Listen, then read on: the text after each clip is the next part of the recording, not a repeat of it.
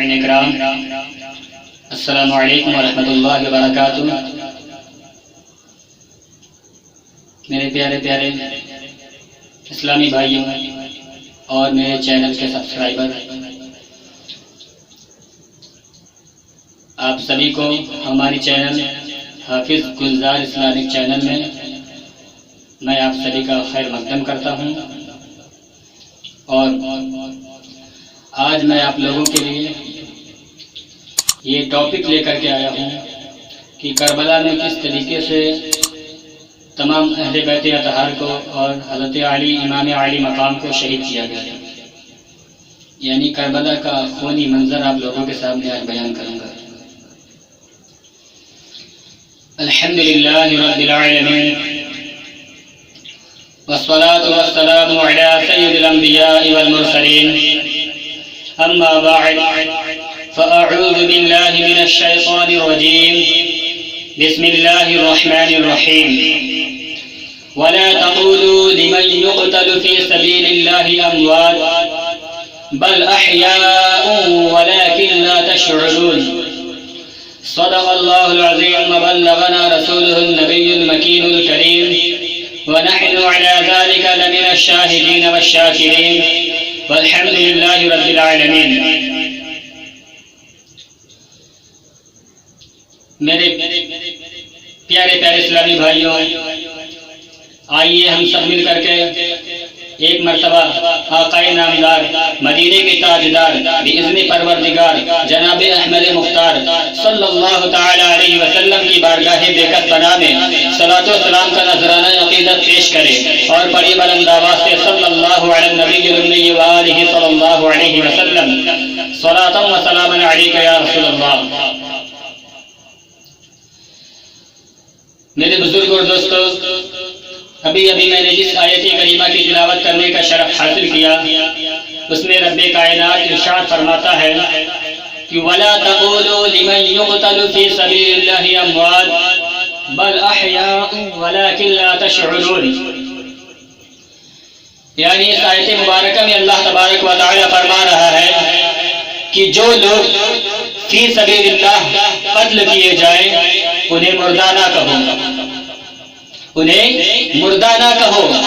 یعنی جو اللہ کی راہ میں قتل کیے جائے، اللہ کی راہ میں جو اپنی جان قربان کرے انہیں مردہ نہ کہو۔ قرآن کی آیت مبارکہ انہیں مردہ کہنے سے روک رہی ہے۔ تو اس آیت مبارکہ سے ایک اور بات ثابت ہوتی ہے کہ جو بہت لوگ کہتے ہیں کہ اللہ کے نبی معاذ اللہ کہتے ہیں کہ اللہ کے نبی مر کر مٹی میں مل چکے ہیں، تو میں انہیں یہ بات بتانا چاہتا ہوں کہ قرآن کی آیت مبارکہ کہ جب شہیدوں کو زندہ بتا رہی ہے، اور شہید نبی کے مقابلے میں ادنا ہے، یعنی شہید جو ہیں نبی سے کم درجے والے ہیں، اور جب قرآن کی آیت مبارکہ شہید کو زندہ بتا رہی ہے، شہیدوں کو زندہ بتا رہی ہے، تو نبی بھلا مردہ کیسے ہو سکتے ہیں؟ اس لیے ہمارا یہ عقیدہ ہے کہ نبی زندہ تھے، زندہ ہے اور زندہ رہیں گے۔ تو زندہ ہے واللہ، تو زندہ ہے واللہ، میری چشم عالم سے چھپ جانے والے، میری چشم عالم سے چھپ جانے والے۔ میرے پیارے پیارے اسلامی بھائیوں، میرے اور بزرگ اور دوستوں، تو یہ آیت مبارکہ سن کر کے اب بہت لوگوں کے ذہن میں یہ بات آئے گی کہ قرآن کی آیت مبارکہ تو شہیدوں کو زندہ کہنے سے روک رہی ہے، شہیدوں کو مردہ زبان سے بولنے پر پابندی لگا رہی ہے، لیکن شہیدوں کو مردہ سوچنے اور تصور کرنے سے نہیں روک رہی ہے۔ تو لوگوں کے ذہن میں یہ بات آئے گی کہ لہٰذا شہیدوں کو مردہ سوچا جا سکتا ہے، شہیدوں کو مردہ تصور کیا جا سکتا ہے، لیکن قرآن کی اس آیت مبارکہ میں یہ ہونے والے اعتراض کو بھی دور کر دیا کہ وَلَا تَحْسَبَنَّ الَّذِينَ قُتِلُوا فِي سَبِيلِ اللَّهِ أَمْوَاتًا بَلْ أَحْيَاءٌ عِندَ رَبِّهِمْ يُرْزَقُونَ، کہ شہیدوں کو مردہ گمان بھی نہ کرو۔ اللہ کیا فرما رہا ہے کہ شہیدوں کو مردہ گمان بھی نہ کرو، یعنی اپنے ذہن سے سوچو بھی نہ، بلکہ وہ زندہ ہیں اور اپنے رب کے پاس رزق پاتے ہیں۔ ناظرین اکرام، آپ یہ بات ذہن نشین کر لیجئے کہ ہم زندہ، ہمارا قرآن زندہ، ہمارا رسول زندہ، اور عشق رسول میں جان قربان کرنے والے زندہ، اور رسول کا قانون زندہ، اس لیے ہم زندوں کی بات کیا کرتے ہیں۔ رسول کا قانون زندہ ہے، اور اس آیت مبارکہ سے یہ بات ثابت ہو گئی کہ شہیدوں کو مردہ تصور بھی نہیں کیا جا سکتا، مردہ انہیں سوچا بھی نہیں جا سکتا ذہن سے اپنے۔ اور میرے پیارے پیارے چینل کے سبسکرائبر اور میرے بزرگ اور دوستوں، اللہ تبارک و تعالیٰ کے نزدیک شہادت جو ہے وہ بلند ترین اعزاز ہے، یعنی بہت بڑا مرتبہ ہے۔ شہادت اللہ کے نزدیک بہت بڑا مرتبہ ہے، اور ہونا بھی چاہیے، اس لیے کہ یہ مرتبہ کسی چال سے نہیں حاصل کی جاتی، اس لیے یہ مرتبہ دنیاوی دولت سے نہیں خریدی جا سکتی، بلکہ یہ مرتبہ جو ہے، یہ نعمت جو ہے وہ اللہ کے فضل سے حاصل کی جاتی ہے، موت کے گرجتے ہوئے طوفانوں سے ٹکرا کر کے حاصل کی جاتی ہے، جنگ کے لپکتے ہوئے شعلوں میں کود کر کے حاصل کی جاتی ہے، دہاڑتی ہوئی توپوں کے دہانوں میں داخل ہو کر کے حاصل کی جاتی ہے، اور جو شے اس قدر وزنی قیمت دے کر کے خریدی جائے تو اسے لازماً قیمتی ہونا بھی چاہیے، اسے قیمتی ہونا بھی چاہیے۔ اللہ کے رسول صلی اللہ علیہ وسلم ارشاد فرماتے ہیں کہ میری آرزو ہے کہ میں اللہ کی راہ میں لڑتے لڑتے شہید ہو جاؤں، اور پھر زندگی ملے پھر شہید ہو جاؤں، پھر زندگی ملے پھر شہید ہو جاؤں۔ میرے بزرگوں اور دوستوں، تو اس فرمان سے، اللہ کے نبی کے اس فرمان سے شہادت کا مرتبہ معلوم ہوتا ہے، شہادت کا کیا مقام ہے اس سے ثابت ہوتا ہے۔ شہادت کا مقام کیا ہے کہ اللہ کے نبی صلی اللہ علیہ وسلم فرماتے ہیں کہ میری آرزو ہے کہ میں اللہ کی راہ میں لڑتے لڑتے شہید ہو جاؤں، اور پھر زندگی ملے پھر شہید ہو جاؤں، پھر زندگی ملے پھر شہید ہو جاؤں۔ مطلب وہ زندگی صرف اس لیے مانگ رہے ہیں کہ میں اللہ کے راہ میں لڑتے لڑتے شہید ہو جاؤں، اللہ کے راہ میں مجھے قتل کیا جائے، وہ اس لیے زندگی مانگ رہے ہیں۔ آج ہم زندگی مانگتے ہیں کہ یا اللہ مجھے اور زندگی دے تاکہ میں دنیا میں سکون سے رہ سکوں، لیکن اللہ کے نبی کیا دعا مانگ رہے ہیں؟ اللہ کے نبی کیا ان کی آرزو ہے؟ وہ کہتے ہیں کہ مجھے پھر زندگی ملے اور میں پھر اللہ کے راہ میں قتل کیا جاؤں، ان کی یہ خواہش ہے۔ اور آپ قرآن مجید فرقان حمید سے ایک سوال کیجئے کہ اے حکمت کے لازوال موتیوں سے بھرپور کتاب، اے آسمانی مقدس کتاب، تو نے ایسا حکم کیوں دیا کہ جس میں بظاہر تکلیف اور اذیت ہے، جس میں خسارہ اور اتلاف جان و مال ہے؟ تو جواب ملے گا محض اور محض اس لیے کہ جو شے سب سے زیادہ محبوب اور مرغوب ہے وہ ہے ایمان، جس کو مٹانے کے لیے، ایمان کو مٹانے کے لیے ناپاک کوشش کی جا رہی تھی۔ اسلام اور اسلام کے علم برداروں کو ستایا جا رہا تھا، بنائے اسلام کے ادھیڑ بن کے لیے مہلک ہتھیار استعمال کیے جا رہے تھے، اور کفر کی سرکشی جو ہے وہ حد سے زیادہ بڑھ رہی تھی۔ اس لیے اسلام کا تحفظ ضروری تھا، اس لیے چنانچہ وفا شعاروں نے جرأت اور شجاعت کا ایسا بے مثال مظاہرہ فرمایا کہ صبح قیامت تک تاریخ انہیں فراموش نہیں کر سکتی، اور ان کے بے لوث کارناموں سے تاریخ ہمیشہ جگمگاتی رہے گی۔ آپ قربان جائیے ان اثار و سرفروشی کے پیکروں پر کہ جنہوں نے بھوک کو بھوک نہیں سمجھا، پیاس کو پیاس نہیں سمجھا۔ یورپ کے کلیساؤں میں جن کی صدا بلند ہوئی، افریقہ کے تپتے ہوئے صحراؤں میں توحید و رسالت کی صدا بلند ہوئی، بحر ظلمات میں گھوڑے دوڑائے اور موجوں کا سینہ چیر کر کے آگے بڑھے، ٹل نہ سکتے تھے اگر جنگ میں اڑ جاتے تھے، پاؤں شیروں کے بھی میدان سے اکھڑ جاتے تھے۔ ارے دشت تو دشت ہے، دریا بھی نہ چھوڑے ہم نے، بحر ظلمات میں دوڑا دیے گھوڑے ہم نے، بحر ظلمات میں دوڑا دیے گھوڑے۔ معرکہ بدر سے کربلا کے میدان کارزار تک دیکھیے تو پتہ چلے گا کہ ان وفا شعاروں نے، ان پاک بازو نے اسلام کو کفر و شرک کے گھٹا ٹوپ اندھیرے سے نکال کر کے نور کے اجالے میں لا کھڑا کیا۔ یہی وجہ ہے کہ کفر کی بدلی چھٹی، دشمنان اسلام کی ذلت ہوئی، اور حق و صداقت کی چمکتی ہوئی تلواروں نے بہتوں کو جہنم رسید کیا۔ نقش توحید کا ہر دل پہ بٹھایا ہم نے، زیر خنجر بھی یہ پیغام سنایا ہم نے، زیر خنجر بھی یہ پیغام سنایا ہم نے۔ میرے پیارے پیارے اسلامی بھائیوں، میرے بزرگوں اور دوستوں، چونکہ مسلمان جو ہے وہ اللہ کا سپاہی ہے اور اس کا کام اپنی جان و مال کو اللہ کے راہ میں قربان کرنا ہے، لیکن یہ کوئی آسان کام نہیں ہے کہ اپنے دل کے ٹکڑوں کو آنکھوں کے سامنے کٹوا دینا اور اس تک نہ کرنا، گھر بار چھوڑ کر کے وادی غربت میں کھانا بدوش پھرنا اور حرف شکایت زبان پر نہ لانا، یہ کوئی عام بات نہیں ہے۔ چٹان اور سینے پر بھالا کھانا اور چٹانوں سے کود کر پاش پاش ہو جانا یہ کوئی کھیل نہیں ہے، اور یہ خنجر کو یہ کہتے ہوئے چوم لینا کہ مر کے کٹ جانے کا مجھ کو غم نہیں، مر کے کٹ جانے کا مجھ کو غم نہیں، غم نہ آ جائے تیری تلوار میں آسا نہیں، غم نہ آ جائے تیری تلوار میں آسا نہیں۔ میرے بزرگ اور دوستو، اب آئیے آپ لوگوں کو چند جھلکیاں حضرت امام عالی مقام کے بارے میں سنا دیتا ہوں کہ ایک مرتبہ حضرت ام سلمہ فرماتی ہیں کہ ایک مرتبہ حضور صلی اللہ تعالی علیہ وسلم کے حجرہ اقدس سے حضور کے زور زور سے رونے کی آواز آ رہی تھی، یعنی کہ اللہ کے رسول صلی اللہ علیہ وسلم زور زور سے رو رہے تھے اور آپ کی ہچکیاں بندھی ہوئی تھی، آپ اونچا اونچا رو رہے تھے۔ حضرت ام سلمہ فرماتی ہیں کہ میں بہت پریشان ہو گئی، اور آپ پریشان ہو کر کے حضرت ام سلمہ نے جب دروازہ کھولا تو حضرت ام سلمہ فرماتی ہیں کہ میں نے دیکھا کہ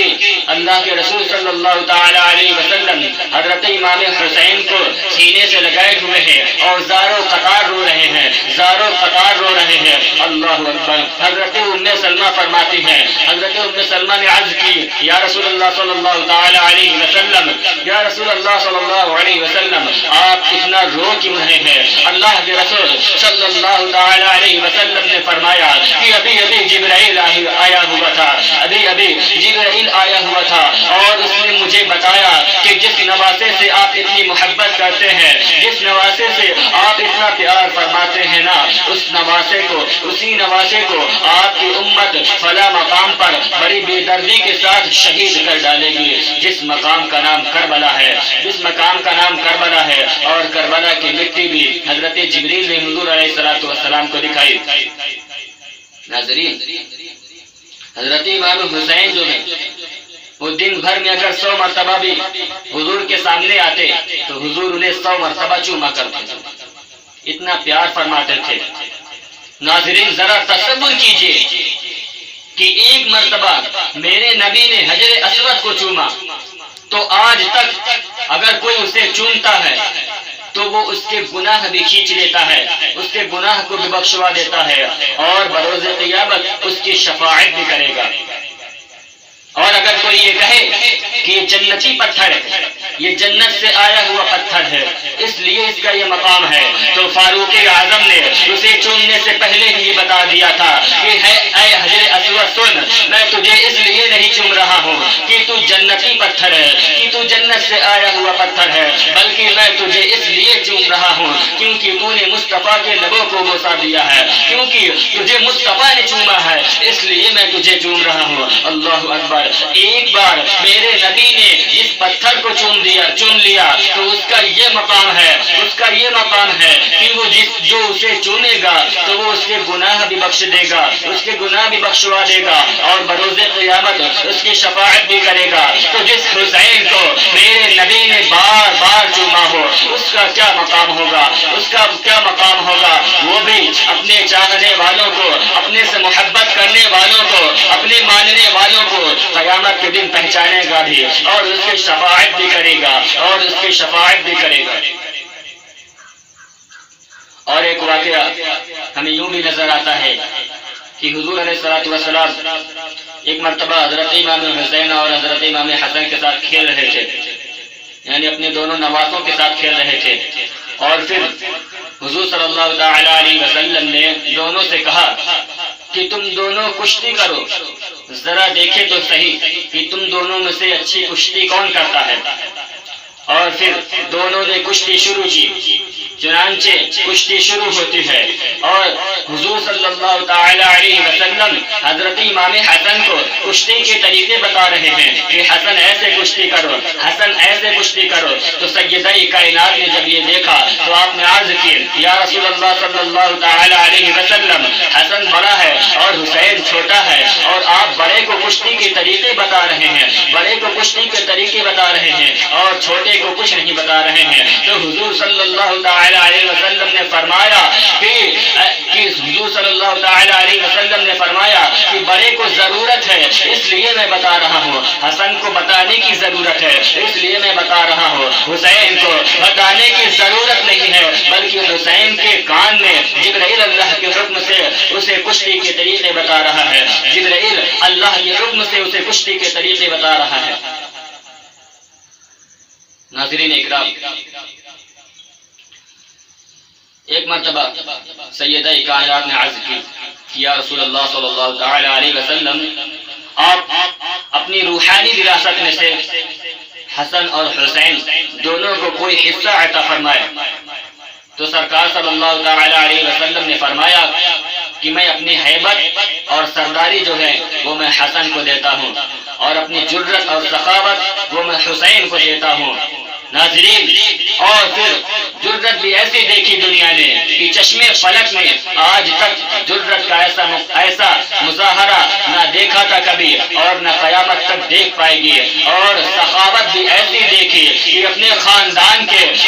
بچے کو نانا کی دین کی خاطر قربان کر رہے ہیں۔ اللہ اکبر! صدیق اکبر کا دور آیا، اسلام کو بہت بلندیاں ملی۔ فاروق اعظم کا دور آیا، اسلام کو بہت فتوحات ملی۔ اور عثمان غنی کا دور آیا، عثمان غنی کو بھی جو سرکار نے خلافت عطا فرمائی تھی اس کی بھرپور پاسداری کی۔ حضرت علی کا دور آیا، حضرت علی نے بھی جس جمع مردی اور جرت کے ساتھ اپنے ذمہ داری کو نبھایا وہ کسی سے چھپا ہوا نہیں ہے۔ اور پھر وقت گزرتا رہا اور پھر 60 ہجری میں لعین یزید تخت نشین ہوا۔ یہ وہ یزید تھا کہ جس نے صرف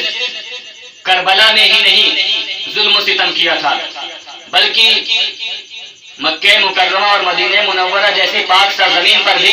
اس کی بدماشیاں کسی سے چھپی ہوئی نہیں تھی۔ اس نے مکہ مکرمہ اور مدینہ منورہ جیسی پاک سرزمین پر 700 صحابہ کو شہید کیا اور 10,000 تابعین کو شہید کر ڈالا۔ اللہ! یہ وہ یزید تھا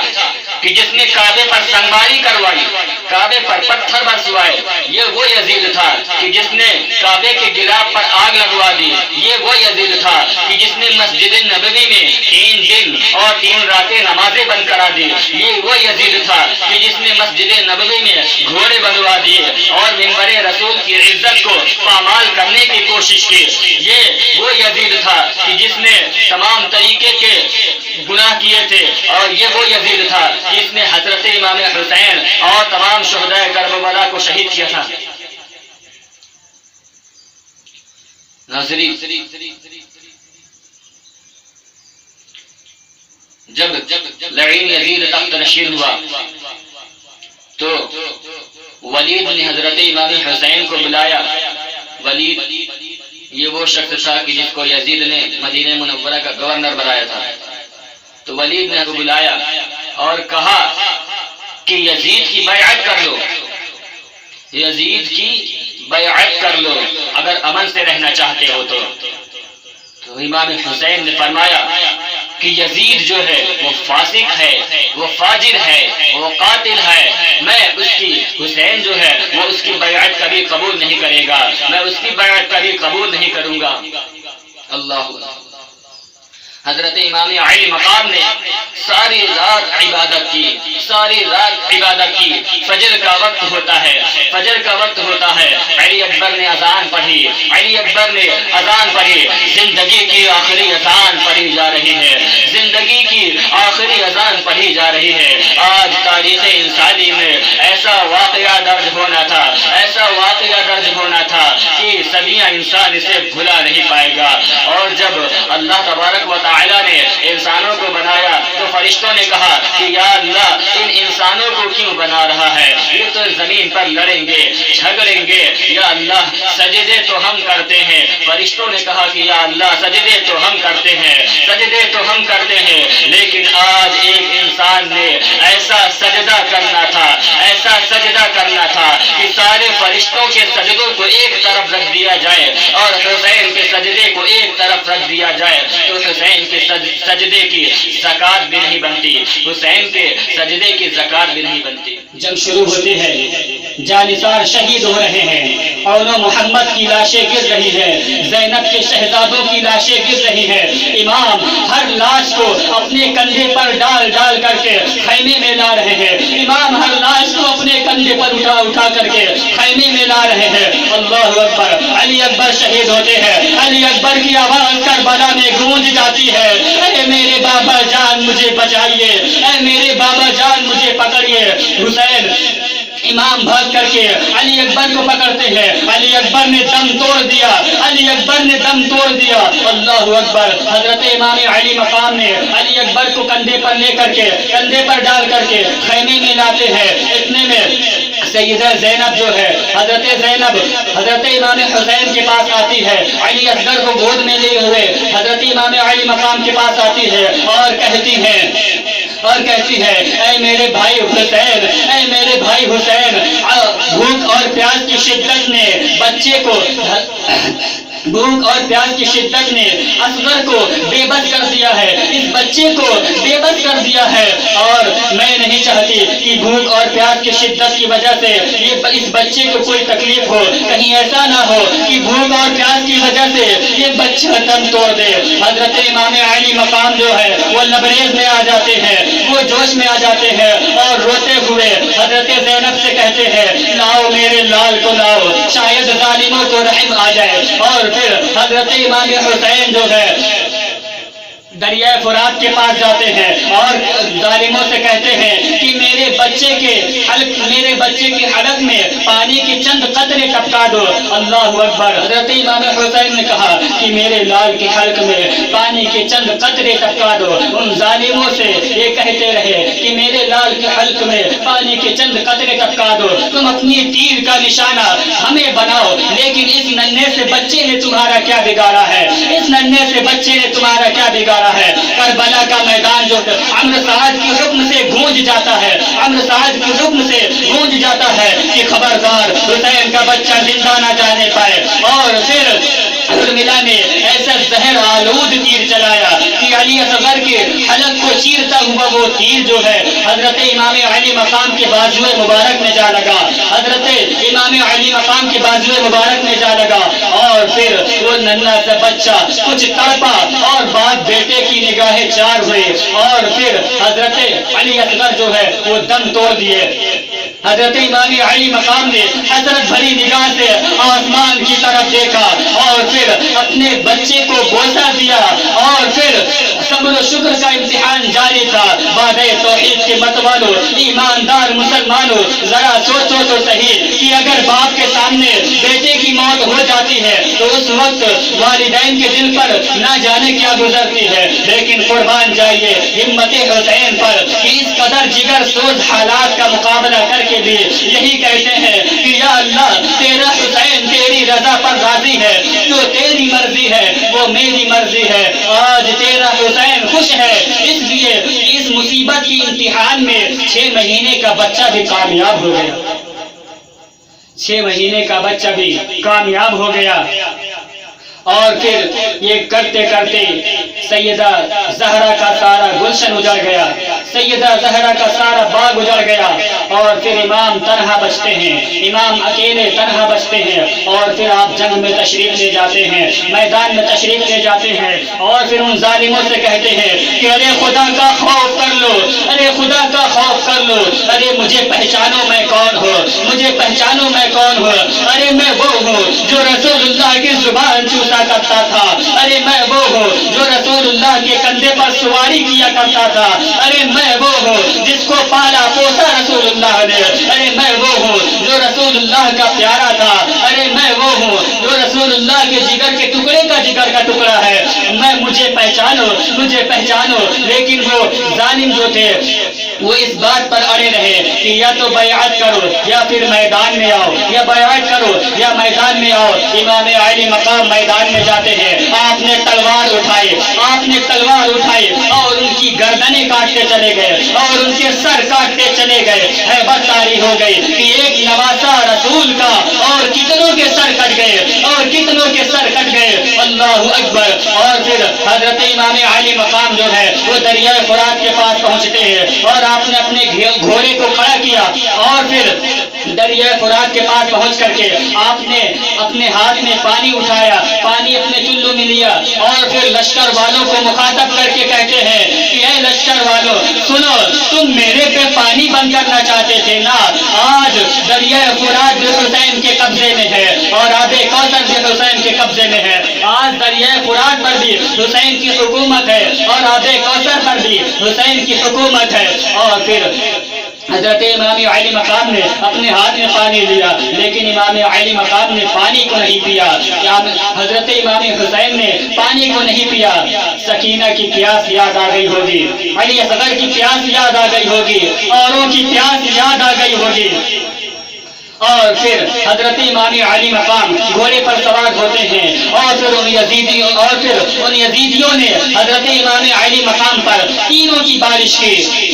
بارش کی، آپ کو تیروں سے مارا گیا، نیزوں سے مارا گیا اور پھر حضرت امام علی مقام کو سوارے سے گرا دیا جاتا ہے۔ اور جب حضرت امام علی مقام کے لباس کو اتار کر کے دیکھا جاتا ہے تو آپ کے جسم اطہر پر روایات میں آتا ہے کہ آپ کے جسم اطہر پر 109 سوراخ ہو چکے تھے تیروں کے،